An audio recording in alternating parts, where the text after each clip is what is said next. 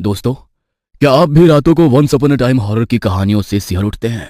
क्या आप चाहते हैं कि सबसे खौफनाक कहानियां सबसे पहले आप ही सुने? तो फिर देर किस बात की, प्रीमियम फैन बन जाइए और अपनी पसंदीदा कहानियों का मजा उठाइए। लक्ष्मण को ऐसा लगा जैसे उनके दिल की धड़कन एकदम से रुक गया हो।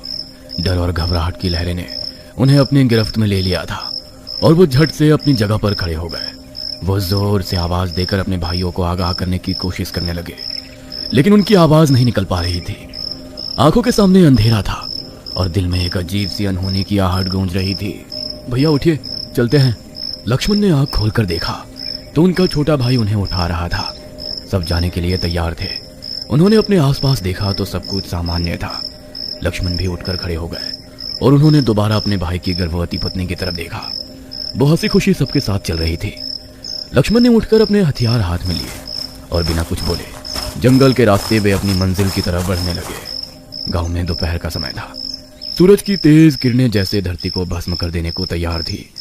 हवा में घुटन महसूस हो रही थी, पर शायद ये सब लक्ष्मण को ही लग रहा था, क्योंकि बाकी सब लोग आपस में हंसी मजाक कर रहे थे। घर के भीतर नामकरण की रस्म हो रही थी।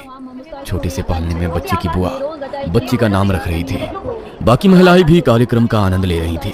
घर में माहौल हंसी खुशी भरा था। आंगन में एक बछड़ा गाय का दूध पी रहा था। वही घर के बाहर पास एक आम के बड़े से पेड़ के नीचे कुछ बच्चे छुपन छुपाई खेल रहे थे तो कुछ कंचों से खेल रहे थे।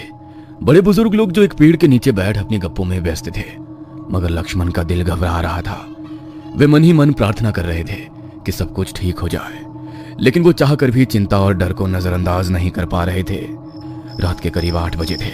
खाना खाकर सभी मर्द बरामदे में गप्पे मारते हुए पान का लुत्फ उठा रहे थे। घर में खुशी के उस माहौल में अपने दिल में बसी डरावनी बातों को लक्ष्मण कुछ हद तक भूल चुके थे। तभी अचानक ही एक खामोशी छा गई। उस खामोशी में उन्होंने भीतर से औरतों के हल्की आवाजों को सुना। कुछ ठीक नहीं था। एक अनजानी घबराहट उनके दिल के सामने लगी। उन्होंने सामने दरवाजे की तरफ देखा तो उनकी पत्नी जो चुपचाप बाहर आकर सिर के ऊपर पल्लू कर सिर छुपाए हुए बोली, काफी देर से विमला कहीं नजर नहीं आ रही। उनकी आवाज में चिंता और डर साफ नजर आ रहा था। लक्ष्मण ने गुस्से में जवाब दिया, अरे तो इसमें रोने की क्या बात है, जरा आसपास देखो, होगी किसी घर में। उनकी पत्नी कांपती हुई आवाज में बोली। आस पड़ोस सब जगह देखा पर वो नहीं मिल रही। उनकी पत्नी की ये बातें लक्ष्मण के अंदर तक गूंजने लगी। काफी देर से हंसी मजाक के माहौल में उन्होंने भुलाए हुए डर ने दोबारा उनके दिल पर दस्तक दी थी। फिर गहरी सांस लेते हुए उन्होंने कहा, अब ठीक है, रोना बंद करो, हम देखते हैं। वो उठकर दरवाजे से बाहर निकले। उनके पीछे उनके सभी भाई और जीजा भी चल पड़े। रात के काले अंधेरे ने सब कुछ निगल लिया था। गांव पिछड़ा और दूर दराज का होने के कारण वहां बिजली की कोई सुविधा नहीं थी। घर घर में किरोसिन के दिए रोशनी का एकमात्र जरिया था। किसी ने घर से एक लालटेन हाथ में लिया था। उस लालटेन की रोशनी में अब वो पूरे गांव को खंगालने में लगे थे। घर घर, गली गली, सड़क सड़क, खेत खलिहान, कुआं, नाले, हर मुमकिन जगह पर विमला की तलाश की, लेकिन काफी ढूंढने के बाद भी वो कहीं नहीं मिली। रात गहराने लगी। पूरे गांव में एक दहशत भरा सन्नाटा उन सबका पीछा कर रहा था। रात के लगभग 10 बजे होंगे। वे सभी चिंतित चेहरे से थके हुए खाली हाथ वापस लौटे। घर की महिलाओं की आंखों में एक उम्मीद और आशा थी, लेकिन उन्हें खाली हाथ लौटा देखकर वो उम्मीद भी टूट गई। उनकी पत्नी का चेहरा जैसे तिल तिल कर मुरझा रहा था। दिल में डर और घबराहट का समंदर था। वो पूरी तरह से टूट चुकी थी, जैसे उनकी हर उम्मीद धुंधली होती जा रही हो। रोते हुए वो बिमला के लौटने की दुआ कर रही थी। वो उम्मीद भरी निगाहों से अपने पति लक्ष्मण की तरफ देख रही थी। लक्ष्मण की पत्नी ने रोते हुए कहा, मेरा दिल बहुत घबरा रहा है। आप गांव के मंदिर में देवी के सामने कॉल लगाकर देखिए, आखिर हुआ क्या है। उनकी आवाज में हताशा और डर था। वो सिसकते हुए रोने लगी और पास बैठी औरतों ने उन्हें सहारा दिया। लक्ष्मण चुपचाप खड़े रहे। उनकी आंखें झुकी हुई थी। वे खुद को उस स्थिति से बाहर नहीं निकाल पा रहे थे। एक पल के लिए उन्होंने अपनी आंख बंद की और उनकी नजर के सामने अपनी बेटी विमला का हंसता खिलखिलाता चेहरा उभर आया। उन्होंने अपनी आंखें खोलकर एक गहरी सांस ली और बाहर की हवा में खुद को संजीवित करने की कोशिश की। वे अपनी जगह से उठकर खड़े हो गए और तेज कदमों से घर से बाहर निकले। उनकी धड़कनें तेज हो गई थी, जैसे किसी ने उनकी छाती पर भारी पत्थर रख दिया हो। उनके कदम तेजी से उठ रहे थे, लेकिन दिल में एक अजीब सी घबराहट उठ रही थी। जैसे जैसे वे पुजारी के घर की ओर बढ़ते गए, उनके भीतर के विचार और भी विकृत हो गए थे। क्या किया मैंने? क्यों विमला को अकेला छोड़ दिया? क्या उसने कोई गलती की? क्या हुआ होगा उसके साथ? क्या वो कहीं खतरे में तो नहीं है, या किसी जंगली जानवर ने? नहीं नहीं, वो ठीक होगी। अनगिनत सवाल जैसे उनके दिमाग पर किसी हथौड़े की तरह चोट कर रहे थे। उन्हें सांस लेने में भी मुश्किल हो रही थी, लेकिन उन्हें खुद को शांत करने की कोशिश करनी थी, क्योंकि अब उन पर सबकी उम्मीदें थी। गांव के उस कच्चे रास्ते पर चलते हुए कुछ था जो खतरनाक अनहोनी जैसा महसूस हो रहा था। उन्हें वो डर नहीं था जो आमतौर पर रात को होता है, बल्कि एक गहरी अनहोनी की आहट थी जो उनकी पीठ में सिहरन पैदा कर रही थी। उन्हें वो घटना याद आई। हमारे पुजारी जी ने कहा था कि अमावस की रातें विशेष होती है, खासकर औरतों और बच्चों के लिए, ध्यान रखना।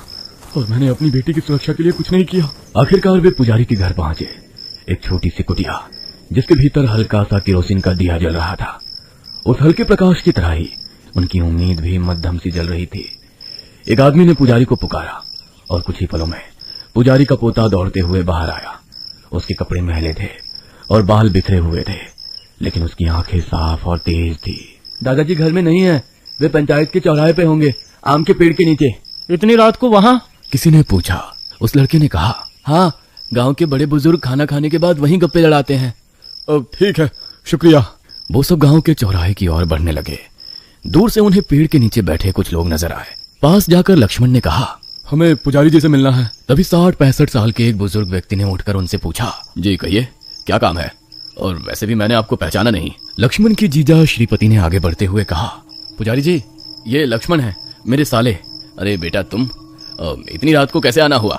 थोड़ी समस्या आ गई थी, श्रीपति ने गंभीरता से कहा। अगर कोई परेशानी है तो खुलकर कहो। जीजा ने लक्ष्मण की तरफ देखा और कहा, आज हमारी बेटी का नामकरण था, इसलिए मेरे साले साहब अपने परिवार के साथ गांव आए, लेकिन अब उनकी छोटी बच्ची लापता हो गई है। पूरे गांव में काफी ढूंढा, लेकिन वो कहीं नहीं मिल रही। घर की महिलाओं का रोते रोते बुरा हाल है। हम सब भी बुरी तरह परेशान हैं, इसलिए हम चाहते हैं कि आप हमारे ग्राम देवता के मंदिर में कॉल लगाकर देखिए, आखिर किस दिशा में और किस अवस्था में है वो। पुजारी ने सभी की तरफ गंभीर नजर डाली। उन्होंने ऊपर आसमान की तरफ देखा और कुछ पल के लिए बिल्कुल खामोश खड़े रहे। फिर वो सिर झुकाए मंदिर की ओर चलने लगे। उनके पीछे लक्ष्मण और उनके सभी भाई और कुछ गांव के लोग चलने लगे। रास्ता कच्चा था और हर कदम पर पत्तियों की सरसराहट हो रही थी, जैसे रात खुद फुसफुसा रही हो। मंदिर में पहुंचते ही पुजारी ने देवी की मूर्ति के सामने दीप जलाया और पूजा शुरू की। बाकी लोग धीरे धीरे जहां जगह मिली वहां पर दुबक कर बैठ गए। लक्ष्मण का चेहरा सख्त था, लेकिन आंखों में गहरी चिंता झलक रही थी। उनके दिल में लगातार उधेड़ बुन चल रही थी। वो सोच रहे थे कि देवी के दरबार में सब कुछ सही हो जाएगा, लेकिन एक अजीब से डर ने उनके दिल को घेर लिया था। मंदिर में जलते दीपक की लौ तेज हवा में हिलने लगती है। दीपक की उस लौ को देखते हुए लक्ष्मण को बचपन की बात याद आ गई। वे अपनी माँ के पास बैठे दीपक की चमक और माँ के चेहरे पर झलकते रहस्यमयी भावों को देख रहा था। कहाँ गए सारे राक्षस? और किसी राक्षस की कहानी सुनाओ ना। राक्षस तो सुनो। 2 महाशक्तिशाली राक्षस जिनका नाम शुंभ निशुंभ था, असीमित शक्तियों के मालिक, धन दौलत ताकत, जिससे उन्होंने तीनों लोकों में आतंक मचा दिया था। इंद्र भगवान को हराकर स्वर्ग अपने कब्जे में कर लिया। इंद्र को अपना स्वर्ग लोक छोड़कर भागना पड़ा। हर तरफ हाहाकार मचा था। वे राक्षस इंद्र से भी बलवान थे? हाँ बेटा, बहुत बलवान थे। सारे देवी देवता बेबस हो गए थे। तीनों लोकों पर उन असुरों ने अपना अधिराज्य स्थापित किया। मासूम लोगों की बलि दी जाने लगी। सब हाथ जोड़कर भगवान शिव और विष्णु को इन राक्षसों से छुटकारा पाने के लिए याचना करने लगे। और भगवान विष्णु ने अपने सुदर्शन चक्र से उनको मौत के घाट उतारकर सबको उनके आतंक से मुक्ति दी होगी ना? नहीं बेटा। फिर हमारे शिव जी ने अपने त्रिशूल से उसके कई टुकड़े करके उसको नर्क में भेजा होगा? नहीं बेटा। मतलब वे शिव और विष्णु जी से भी शक्तिशाली थे? बिल्कुल नहीं, लेकिन सबसे शक्तिशाली होते हुए भी भगवान विष्णु और शिव जी उन राक्षसों को नहीं मार सकते थे। वो क्यों? क्योंकि उन राक्षसों को ब्रह्मा जी का वरदान प्राप्त था। उनको ना कोई देवता मार सकता था, ना असुर, ना पशु पक्षी यक्ष गंधर्व, कोई नहीं। शुंभ निशुंभ की सेना में एक से एक खूंखार निर्दयी दानव थे। उन्हीं में से एक था रक्तबीज। उस दानव को वरदान मिला था कि उसके शरीर से जमीन पर गिरने वाली हर एक बूंद से रक्तबीज जैसा एक और दानव जन्म लेगा। अगर भगवान शिव और विष्णु जी ही उसका वध नहीं कर सकते, तो अब मासूम लोगों की रक्षा कौन करेगा? बताओ ना माँ, अब मासूम लोगों को उनके आतंक से कौन मुक्त करेगा? अब कहाँ जाएंगे वे डरे सहमे बेबस लोग? बेटा, मेरे एक सवाल का जवाब दोगे? हाँ माँ, बोलो ना। जब तुम्हें किसी से सबसे ज्यादा डर लगता है, तुम घबरा जाते हो, तो तुम्हें सबसे सुरक्षित कहाँ महसूस होता है? तुम्हारी गोद में। बस यही तुम्हारे प्रश्न का उत्तर है। मतलब? तभी पुजारी जी की आवाज लक्ष्मण के कानों पर पड़ी। आंखें बंद करके देवी के सामने कुछ मंत्र बोलने लगे। हर एक इंसान के चेहरे पर तनाव था। पता नहीं पुजारी जी के मुंह से क्या निकलेगा। पुजारी जी एकदम से चुप हो गए। उन्होंने मूर्ति की तरफ देखकर हाथ जोड़े और पीछे बैठे लक्ष्मण की तरफ देखा। पुजारी जी के गंभीर चेहरे को देखकर लक्ष्मण समझ गए कि कुछ हुआ है, कुछ बहुत बुरा। पुजारी जी ने लक्ष्मण की तरफ देखकर कहा, बेटा तुम्हें थोड़ा धैर्य से काम लेना होगा। पुजारी जी की बात सुनकर लक्ष्मण का दिल भर आया। क्या बात है, वो जिंदा तो है ना? बेटा अब तक तो जिंदा है, पर क्या? ज्यादा देर तक जिंदा नहीं रहेगी। क्या किसी जंगली जानवर ने? नहीं, ये काम किसी जंगली जानवर का नहीं। तो फिर? बेटा अब मैं जो कुछ भी बताने वाला हूँ उसे अपने कलेजे पर पत्थर रखकर सुनना। तुम्हारी बच्ची को ना कोई जानवर ले गया है और ना कोई इंसान। वो क्या चीज है जिससे पुजारी जी भी इतने खौफ खा रहे हैं? लक्ष्मण की बच्ची को कौन और कहां ले गया है और उसे बचाने के लिए लक्ष्मण क्या करेंगे? क्या ये किसी भयानक अनहोनी की शुरुआत है जो गांव में मौत का तांडव करेगी?